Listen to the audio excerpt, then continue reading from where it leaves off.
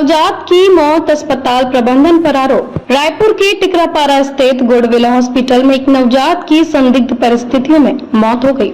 परिजनों ने अस्पताल प्रबंधन पर लापरवाही का आरोप लगाया है। आकांक्षा जायसवाल और शुभम जायसवाल अपने 6 साल के लंबे इंतजार के बाद माता पिता बने थे, लेकिन ऑपरेशन के कुछ ही घंटों बाद उनका बच्चा जिंदगी की जंग हार गया। परिजनों के अनुसार वे केवल सोनोग्राफी कराने आए थे, लेकिन इमरजेंसी बताकर तुरंत ऑपरेशन कर दिया गया। डिलीवरी के बाद जब देर रात अचानक नवजात को सांस लेने में तकलीफ हुई, तब परिजन डॉक्टरों को बुलाते रहे, लेकिन कोई नहीं आया। ड्यूटी में तैनात नर्सें भी सिर्फ आश्वासन देती रहीं। परिजनों का आरोप है कि स्टाफ हंस रहा था, जबकि वे डर से कांप रहे थे। वहीं परिजनों का ये भी आरोप है, ऑपरेशन से हुए नवजात की देखरेख की जिम्मेदारी अस्पताल प्रबंधन की होती है। उन्हें फीडिंग कराने की जिम्मेदारी भी नर्स की होती है, लेकिन उक्त यहाँ परिजनों के ऊपर सौंप दिया गया था। वहीं गुडविल हॉस्पिटल के प्रबंधक टी केंद्र साहू ने कहा कि रात 9 बजे तक ऑपरेशन हुआ और बच्चा स्वस्थ था। मौत के कारण की जानकारी नहीं पता। उन्होंने ये भी स्वीकारा कि रात में MBBS डॉक्टर मौजूद थे, लेकिन स्त्री रोग विशेषज्ञ और शिशु रोग विशेषज्ञ नहीं थे।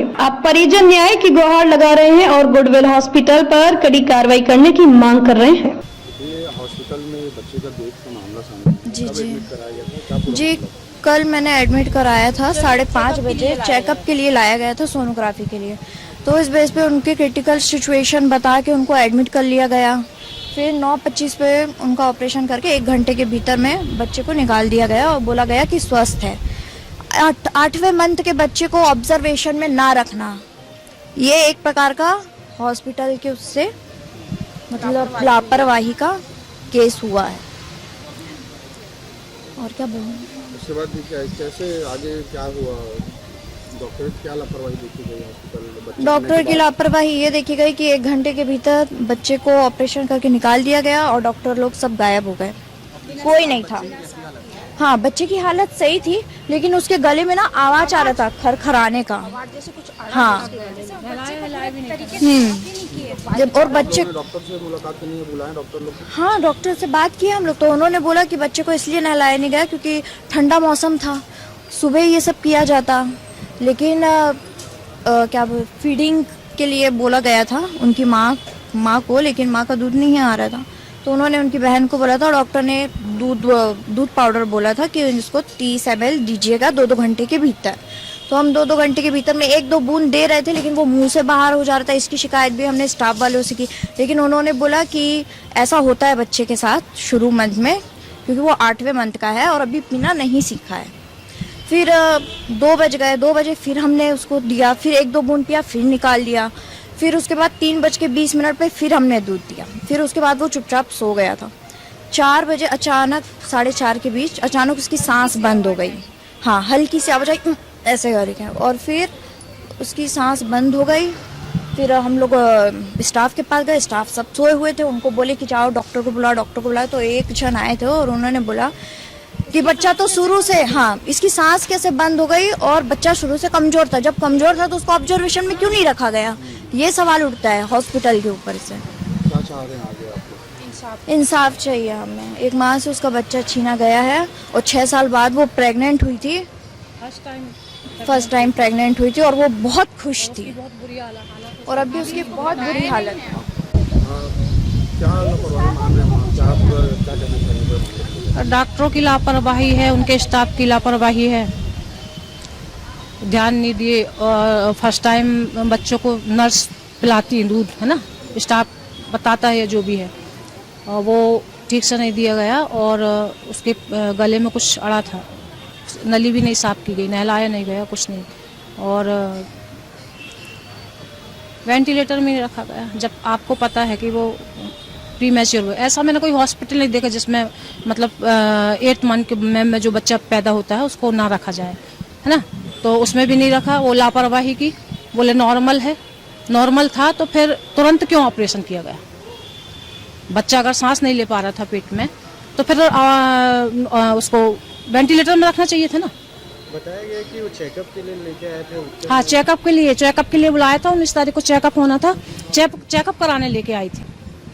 हाँ, और बुला लिया। एक बार इन लोग सुबह आए तो इन लोग फिर चले गए कि शाम के बोले टेस्ट कराना है, ये कराना, और आए दिन टेस्ट, आए दिन, हर मतलब महीने में 2-3 बार तो बुलाते हैं लोग।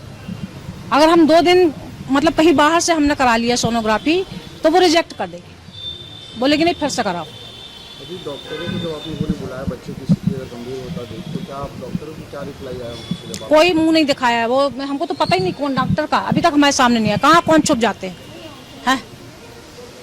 अब बताइए, हमारे घर का चिराग गया है, ये पहली बार हुआ था, 6 साल बाद हुआ था, तकलीफ नहीं होगी क्या? ना हमको कितना दुख, अभी हमने अपनी बहू को बताया नहीं, उस पर क्या बीतेगी। वो बीपी की मरो, अब इसको नहीं बताया, पूछा तो बोले वहाँ रखा है उसको बेटा वेंटिलेटर। काश थी उसकी, बताओ क्या गुजर रही होगी, पहली बार माँ बनी थी, मैं उसकी दादी हूँ, मेरा भी पहला नाती था। ये परिजनों का आरोप है हॉस्पिटल की लापरवाही से बच्चे की मौत हुई। जी देखिए, परिजन की भावनाओं को मैं समझ रहा हूँ, ऐसा आरोप तो लगता ही है, लेकिन हमारे हॉस्पिटल प्रबंधन की तरफ से और किसी हमारे डॉक्टर या फिर हमारे क्लिनिकल कोई भी ऐसा कोई चूक नहीं हुई है। सभी अपने तरफ से बढ़िया काम किए हैं और ये चीज़ कल से ही मतलब उनको सब चीज़ बताया जा रहा है, प्रॉपर सब चीज़ बताया गया है। डिलीवरी भी बहुत अच्छा हुआ है, बच्चा भी अच्छा स्वस्थ थे। और कहीं ना कहीं डॉक्टर का कहना है, क्योंकि मैं डॉक्टर की बात नहीं बोल सकता हूँ क्योंकि मैं मैनेजमेंट देखता हूँ, तो डॉक्टर का कहना है कि इनटेक ज़्यादा हुआ था और उनको बताया भी गया था कि 2 आवर्स में होना है और 2 आवर्स में हमारे स्टाफ ही फीडिंग किए थे। फर्स्ट 2 बजे उनको फीडिंग हुआ था और उसमें बताया गया था कि कैसे फीडिंग कराना है और खुद भी किए थे। उसके बाद 2 आवर्स के बाद 4 बजे होना था, तो 4 बजे के पहले 3:30 बजे वाइटल्स चेक करने के लिए स्टाफ हमारे गए हुए थे, तो उस टाइम बताया कि 4 बजे उनको मिल्क का फीडिंग होगा। तब तक अटेंडर का कहना था कि हमने तो बच्चा रो रहा था तो फीडिंग करा दिया। एक्चुअली फीडिंग जो है मदर का नहीं हो रहा था, तो फीडिंग में उनको क्या कहते पाउडर था, तो वो लिमिटेड 30 ml के हिसाब से उनको 2 आवर्स में ऐसा देख के करना रहता है। तो उसमें अटेंडर का कहना था कि बच्चा रो रहा था तो हमने फीडिंग कराया, वो 4 स्पून। बच्चा प्रीमेच्योर था? नहीं, बच्चा प्रीमेच्योर नहीं था एक्चुअली।